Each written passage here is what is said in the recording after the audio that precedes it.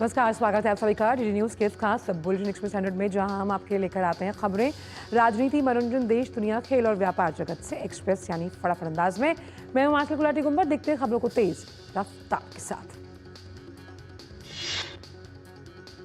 राज्यसभा में कांग्रेस सांसद अभिषेक मनु सिंघवी की बेंच पर नोटों की गड्डी मिलने पर जोरदार हंगामा। मामले पर राज्यसभा के सभापति जगदीप धनखड़ ने कहा, यह मामला मेरे संज्ञान में लाया गया और इसकी जांच चल रही है।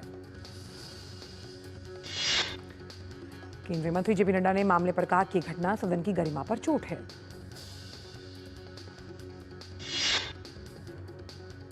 केंद्रीय मंत्री पीयूष गोयल ने विपक्ष को इस मामले के लिहाज से आड़े हाथों लेते हुए ये कहा कि लोकतंत्र के इस मंदिर में इस तरह की घटना दुनिया में देश की छवि धूमिल करती है, जिसके लिए विपक्ष को जनता को जवाब देना पड़ेगा। राज्यसभा में विपक्ष नेता मल्लिकार्जुन खड़गे ने कहा, मैं निवेदन करता हूं कि जब तक जांच पूरी न हो जाए, घटना की प्रामाणिकता स्थापित न हो पाए, तब तक किसी सदस्य का नाम उजागर नहीं किया जाना चाहिए। संसदीय कार्य मंत्री किरेन रिजिजू ने कहा कि सभापति महोदय ने सीट संख्या पर बैठने वाले सदस्य का नाम सही बताया। इसमें गलत क्या है? इसमें आपत्ति क्यों होनी चाहिए? प्रधानमंत्री आज नई दिल्ली के भारत मंडपम में अष्टलक्ष्मी महोत्सव का उद्घाटन करेंगे। ये 3 दिवसीय सांस्कृतिक महोत्सव 8 दिसंबर तक आयोजित किया जाएगा। अष्टलक्ष्मी महोत्सव पूर्वोत्तर भारत की विशाल सांस्कृतिक विरासत को प्रदर्शित करेगा, जिसमें पारंपरिक कला, शिल्प और सांस्कृतिक प्रथाओं की विविधता को एक साथ लाया जाएगा। अष्टलक्ष्मी महोत्सव में कारीगरों की प्रदर्शनियां, ग्रामीण हाट, राज्य विशेष मंडप होंगे और पूर्वोत्तर क्षेत्र के विकास के लिए महत्वपूर्ण क्षेत्रों पर तकनीकी सत्र आयोजित किए जाएंगे। प्रमुख कार्यक्रमों में निवेशक गोलमेज सम्मेलन और सेलर बायर बैठकें भी होंगी। राष्ट्रपति द्रौपदी मुर्मू ओडिशा के 5 दिवसीय दौरे पर। संविधान निर्माता बाबा साहब डॉक्टर भीमराव अम्बेडकर की पुण्यतिथि पर राष्ट्रपति द्रौपदी मुर्मू ने ओडिशा के भुवनेश्वर में बाबा साहब को श्रद्धांजलि अर्पित की। राष्ट्रपति द्रौपदी मुर्मू आज अपने जन्म स्थान ऊपरबेड़ा गांव में छात्रों और निवासियों के साथ संवाद कर चुकी हैं। राष्ट्रपति द्रौपदी मुर्मू रायरंगपुर में महिला महाविद्यालय में छात्राओं और शिक्षकों के साथ बातचीत करेंगी। साथ ही राष्ट्रपति रायरंगपुर में पुणेश्वर महादेव मंदिर में पूजा आरती भी करेंगी।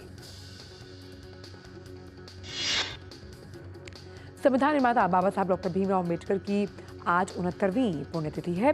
बाबा साहब की पुण्यतिथि महापरिनिर्वाण दिवस के रूप में मनाई जाती है। केंद्रीय सामाजिक न्याय और अधिकारिता मंत्रालय के तत्वावधान में डॉक्टर अम्बेडकर फाउंडेशन द्वारा संसद भवन के परिसर में स्थित प्रेरणा स्थल पर महापरिनिर्वाण दिवस मनाया जा रहा है। उपराष्ट्रपति, प्रधानमंत्री, लोकसभा अध्यक्ष ओम बिरला के साथ अन्य गणमान्य व्यक्तियों ने डॉक्टर भीमराव अम्बेडकर को पुष्पांजलि अर्पित की। वहीं महाराष्ट्र के मुंबई स्थित चैत्य भूमि पर डॉक्टर भीमराव अम्बेडकर को श्रद्धांजलि दी गई। राज्यपाल सीपी राधाकृष्णन, मुख्यमंत्री देवेंद्र फडणवीस और दोनों उप मुख्यमंत्री अजीत पवार और एकनाथ शिंदे ने श्रद्धांजलि दी। महाराष्ट्र के मुख्यमंत्री देवेंद्र फडणवीस ने 69वें महापरिनिर्वाण दिवस के अवसर पर कहा कि हम बाबा साहब का ऋण कभी नहीं चुका सकते। हम जो भी करेंगे संविधान के अनुसार होगा। लोकसभा में नेता प्रतिपक्ष राहुल गांधी ने भी महापरिनिर्वाण दिवस के अवसर पर संसद भवन लॉन में डॉक्टर BR अम्बेडकर को श्रद्धांजलि अर्पित की।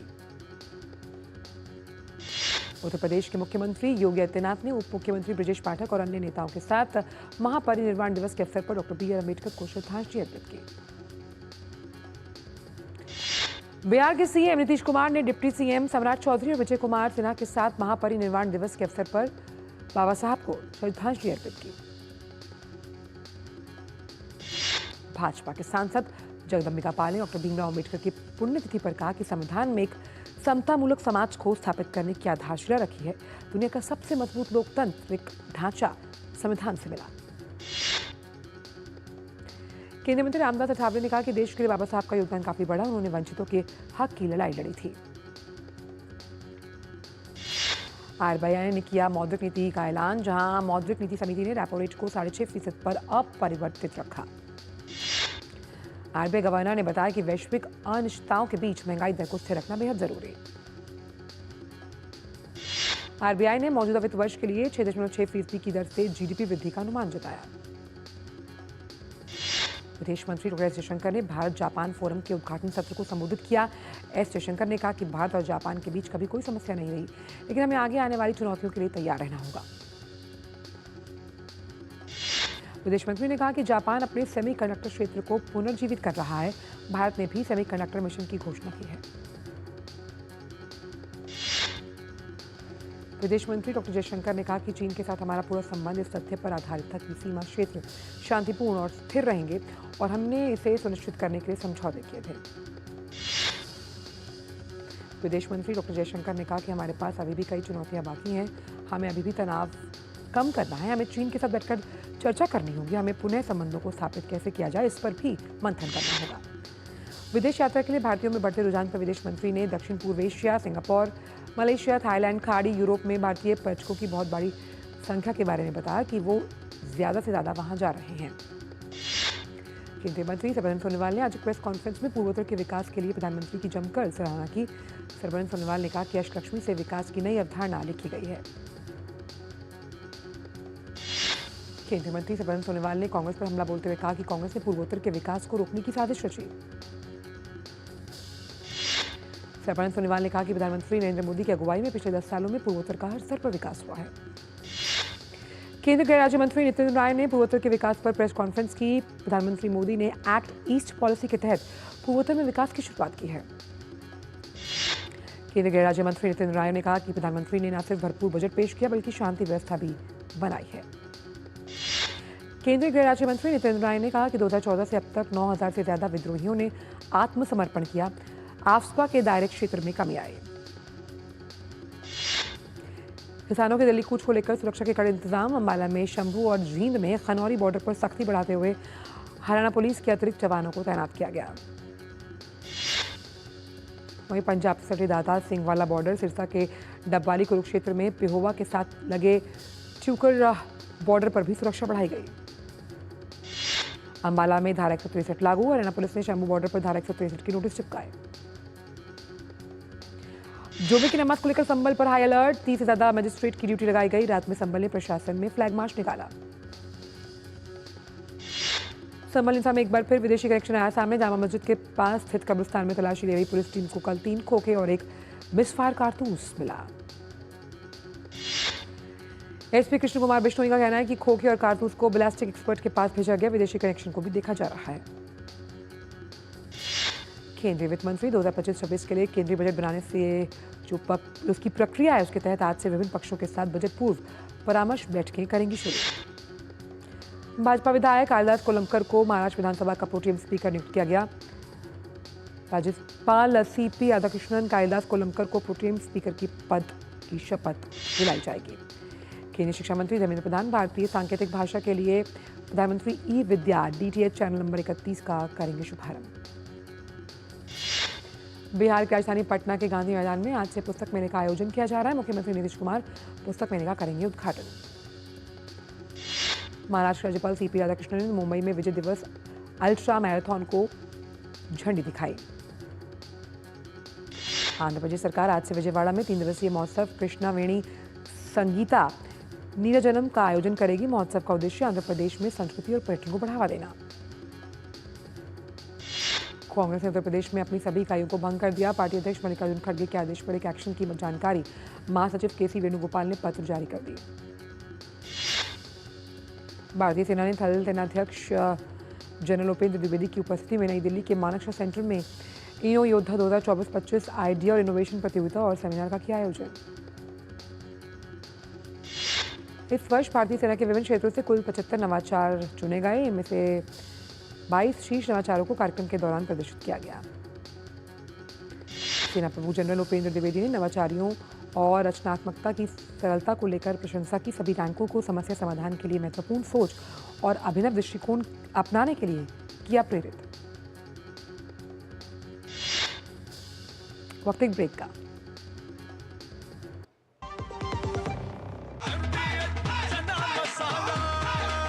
अब छोलिया हो या लोबिया, सफेद चने या काले चने, सब कुछ मजेदार बने।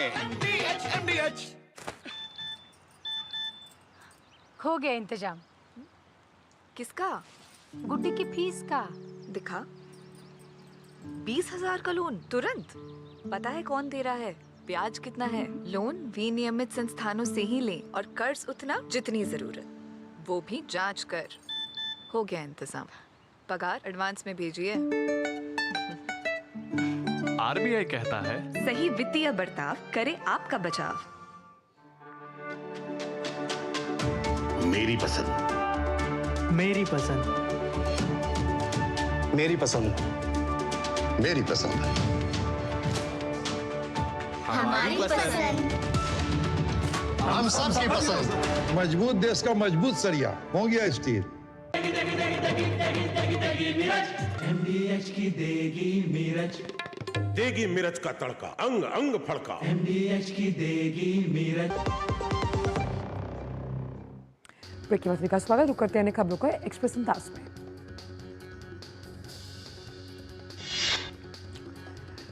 केंद्र सरकार की उत्पादन लिंक्ड प्रोत्साहन योजना ने जून 2024 तक कुल 5.84 लाख प्रत्यक्ष नौकरियां पैदा की। भारत सरकार और एशिया विकास बैंक ने मेघालय में जल संचयन परियोजना के निर्माण के लिए $50 मिलियन के लोन पर किए हस्ताक्षर। केंद्रीय कोयला और खान मंत्री जी किशन रेड्डी ने दिल्ली में वाणिज्यिक कोयला खदान नीलामी के 11वें दौर का शुभारंभ किया, जिसमें कुल 27 कोयला ब्लॉकों की पेशकश की गई। मंत्रालय ने 10वें दौर की नीलामी के सफल बोलीदाताओं के साथ 9 समझौते किए। चालू होने पर ये खदानें 1,446 करोड़ रुपए की वार्षिक आय के साथ आएंगी। साथ ही 19,000 लोगों को रोजगार भी मिलेगा। पीएम सूर्यघर मुफ्त बिजली योजना के तहत करीब 1.5 करोड़ रजिस्ट्रेशन और 6 लाख इंस्टॉलेशन पूरे किए गए। योजना को प्रधानमंत्री ने वित्त वर्ष 2027 तक आवासीय क्षेत्र में 1 करोड़ रूफटॉप सोलर इंस्टॉलेशन हासिल करने के उद्देश्य से किया शुरू, जिसके लिए लगभग 75,000 करोड़ रुपए का बजट किया गया आवंटित। श्रम और रोजगार राज्य मंत्री शोभा करंदलाजे ने संसद में बताया कि ई श्रम पोर्टल पर 1 दिसंबर 2024 तक लगभग 30 करोड़ श्रमिकों ने किया पंजीकरण। आरबीआई ने मोबाइल फोन के जरिए इंस्टेंट पेमेंट सिस्टम को बढ़ावा देते हुए यूपीआई लाइट के वॉलेट लिमिट को 2,000 से बढ़ाकर 5,000 रुपये करने की घोषणा की। आरबीआई के इस कदम को विकासात्मक और विनियामक नीतियों का हिस्सा बताया गया। केंद्रीय बैंक का यह फैसला वित्तीय समावेशन को देता है बढ़ावा। इस अपडेट से उन लोगों को लाभ जिसके क्षेत्र में इंटरनेट की सुविधा नहीं है। आरबीआई ने अक्टूबर 2024 में दुनिया भर के अन्य केंद्रीय बैंकों की तुलना में सबसे ज्यादा 27 टन सोना खरीदा। इसके साथ ही भारत का कुल स्वर्ण भंडार बढ़कर अब 882 टन पर। सेबी ने आईपीओ को लेकर नियमों को किया सख्त। सेबी ने मर्चेंट बैंकरों से शेयर बाजारों द्वारा संचालित ऑनलाइन प्लेटफॉर्म पर आईपीओ से संबंधित दस्तावेजों को अपलोड और मेंटेन करने के लिए कहा। फैशन और जीवन शैली से जुड़े उत्पादों में की कॉमर्स मंच मिंत्रा ने अपनी क्विक कॉमर्स सेवा आई एम नाउ की शुरुआत की, जिसके साथ ही कंपनी अब 30 मिनट में डिलीवरी का वायदा कर रही है। भारतीय हौजरी निर्माताओं की आय चालू वित्त वर्ष में सालाना आधार पर 10 से 12% बढ़ने की उम्मीद। इसकी वजह ग्रामीण इलाकों में मांग का बढ़ना, निर्यात में इजाफा होना, मजबूत आधुनिक व्यापारिक बिक्री को दर्शाता है। सेबी ने मिष्ठान फूड्स लिमिटेड पर बड़ी कार्रवाई की। सेबी ने कंपनी को तकरीबन 100 करोड़ रुपए वापस करने के लिए कहा। अमेरिका के कैलिफोर्निया में भूकंप के तेज झटके। यूनाइटेड स्टेट्स जियोलॉजिकल सर्वे ने बताया कि रिक्टर पैमाने पर इसकी तीव्रता 7.0 आंकी गई। यूएस नेशनल सुनामी सेंटर ने सुनामी की चेतावनी जारी की, जिसे वापस ले गया। अमेरिकी भूवैज्ञानिक सर्वेक्षण ने कहा कि भूकंप ऑरेगॉन सीमा से लगभग 209 किलोमीटर दूर तटीय हम्बोल्ट काउंटी के एक छोटे शहर फंडल के पश्चिम से आया। दक्षिण अफ्रीकी अधिकारियों ने पिछले 24 घंटों में स्टिल फाउंटेन में एक बंद पड़ी खदान से अवैध खनिकों के 6 शव बरामद किए। ब्राजील के राष्ट्रपति लुइज इनासियो लुला दा सिल्वा ने उरुग्वे के पूर्व राष्ट्रपति जोस पेपे मुजिका को ब्राजील के सर्वोच्च राष्ट्रपति सम्मान से किया सम्मानित। पेरू की राजधानी लीमा ने फुटपाथ के नीचे एक बिजली का बॉक्स फटने की वजह से वहां गुजर रही एक महिला हुई घायल। केबल रखरखाव में संभावित समस्या की वजह से बॉक्स में हुआ विस्फोट। घाना में होने वाले चुनाव को लेकर राजनीतिक सरगर्मियां चरम पर। मुख्य विपक्षी नेता पूर्व राष्ट्रपति जॉन ड्रमानी महामा ने कहा कि चुनाव देश के लिए निर्णायक क्षण। वहीं दूसरे प्रमुख उम्मीदवार केंद्रीय बैंक के पूर्व डिप्टी गवर्नर बावुमिया ने भी घाना विश्वविद्यालय परिसर में सैकड़ों समर्थकों को संबोधित किया। फ्रांस के राष्ट्रपति इमैनुअल मैक्रोन ने फिर से पुष्टि की कि वो मई 2027 में जनादेश के अंत तक पद पर बने रहेंगे। मैक्रोन ने अपने 10 मिनट के भाषण के दौरान कहा कि जनादेश 5 साल के लिए और वो अंत तक अपनी जिम्मेदारी निभाएंगे। बोइंग की international association of machinists and aerospace workers की हड़ताल आखिरकार हुई खत्म। लेकिन बोइंग को उम्मीद थी वो इस महीने के अंत में काम शुरू करेगी। इस बीच सियाटल शहर में दक्षिण में एक ड्रोन यार्ड में ईंधन के सामान के उत्पादन का इंतजार किया जा रहा है। एडलेड टेस्ट में भारत ने ऑस्ट्रेलिया के खिलाफ टॉस जीतकर पहले बल्लेबाजी का फैसला लिया। इस सीरीज का एकमात्र day night test. Under 19 Asia cup cricket प्रतियोगिता के सेमीफाइनल मुकाबले आज खेले जाएंगे। सेमीफाइनल में पाकिस्तान और बांग्लादेश आमने सामने होंगे। वहीं भारत का सामना श्रीलंका से। विश्व शतरंज चैंपियनशिप में डी गुकेश और डिंग लेरेन के बीच 9वें दौर का मुकाबला भी ड्रॉ रहा। 9वें दौर के बाद दोनों खिलाड़ियों के खाते में बराबर अंक। ऑस्ट्रेलिया महिला क्रिकेट टीम ने ब्रिस्बेन वनडे में 5 विकेट से जीत दर्ज की। जीत के साथ ऑस्ट्रेलिया ने 3 वनडे की सीरीज में 1-0 से बढ़त हासिल कर ली है।